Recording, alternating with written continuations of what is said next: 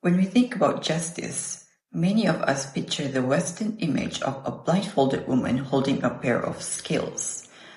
But if you walk into the Palace of Justice in Putrajaya, or any of our local courts here in Malaysia, you will not see that Greco-Roman statue.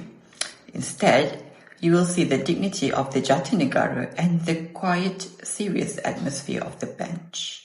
Hello everyone, my name is NAJMI, and in this video, I will define the meaning of justice through 3 different perspectives.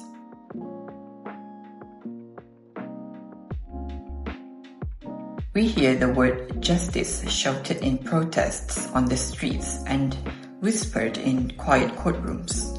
But what does it actually mean? Is it just a legal result, or is it a moral feeling?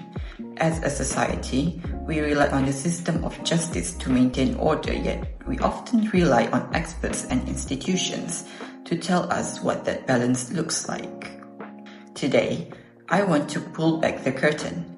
This speech will define justice by looking at how it is interpreted by 3 distinct authorities: the legal system, social philosophers, and international human rights bodies. Let's begin with the most familiar authority, the legal profession. For legal professionals and bar associations, justice is not a vague concept. It is defined as procedural justice. According to the American Bar Associations, justice is the consistent and fair application of the law to every individual, regardless of their status or background. This authority defines justice primarily as a process. They look at the machinery of the law, the courts, the judges, and the statutes that govern our behavior.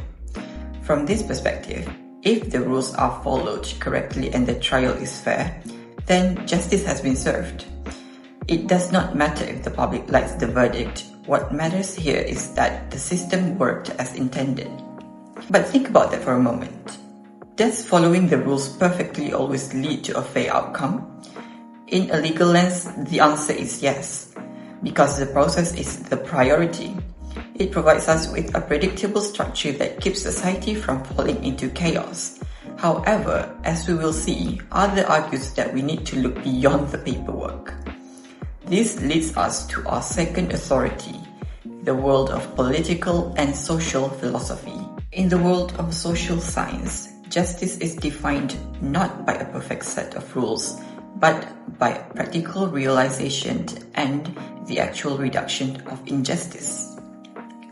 According to the Nobel Prize-winning philosopher Amartya Sen, in his book The Idea of Justice, justice is not about creating some perfect imaginary society. He argues that instead of debating what a perfect world looks like, we should focus on comparing real-life situations. Sense philosophy asks us to choose the actions that actively reduce unfairness and suffering in people's lives. This view focuses on real-world outcomes. It asks, do people have the freedom to live the lives they want? Do they have real opportunities and a decent quality of life? To a philosopher, justice is not just a gavel hitting a wooden block in a court. It's about a hungry child being fed or an oppressed person gaining a voice. It is about the tangible difference in the human experience. While lawyers look at rules and philosophers look at human outcomes, there is a third authority that looks at the entire globe. On a global scale, we look to the United Nations, which defines justice through the lens of human rights. The United Nations defines justice as an ideal of accountability. This means that both the individual and the state, the government itself, are held responsible under the law. One of the most important definitions provided by this authority is restorative justice. Unlike traditional legal systems that often focus only on punishment, restorative justice focuses on repairing the harm caused by a crime. It asks, how can we heal the victim? How can we reintegrate the offender? And how can we restore the community? This international authority ensures that justice is not just defined by one country's specific laws, but by universal standards of human dignity that apply to every human being on the planet. As we have seen today, the definition of justice varies significantly depending on whether you are looking through a legal, philosophical, or international lens. Legal authorities focus on the rules, philosophers focus on fairness, and international bodies focus on human rights and accountability. Understanding these authoritative definitions helps us move beyond our personal feelings of getting even. It allows us to work toward a society that is structured, fair, and balanced.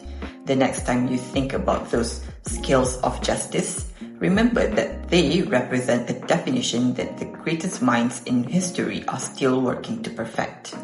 Thank you for joining me in looking beyond the gavel. Stay curious.